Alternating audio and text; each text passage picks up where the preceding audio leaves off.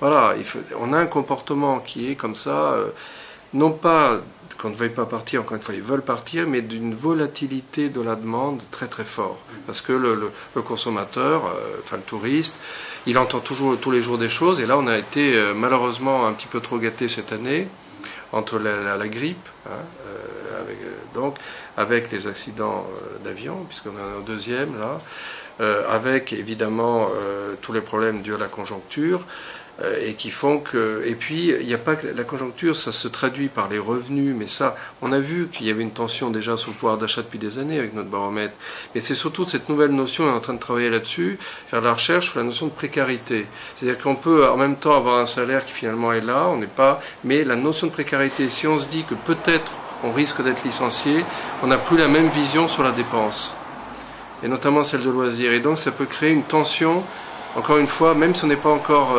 licencié, mais cette tension sur la précarité. Et ça, c'est quand même nouveau. Et donc, voilà, on est dans un contexte où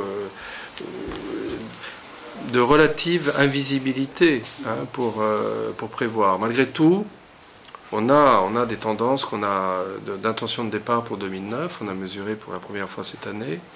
On a 55% de Français de 15 ans et plus qui disent, vous voyez, on était à 58 en 2008, on a déjà 55% qui disent qu'ils veulent partir et 15% qui ne savent pas. Voilà, donc bon, c'est pas, encore une fois, le tourisme par rapport à d'autres secteurs comme l'immobilier, l'automobile, la finance, bon, qui résistent bien en termes de volonté de partir. Dans la pyramide de Maslow, c'est quelque chose qu'on place assez haut dans les besoins.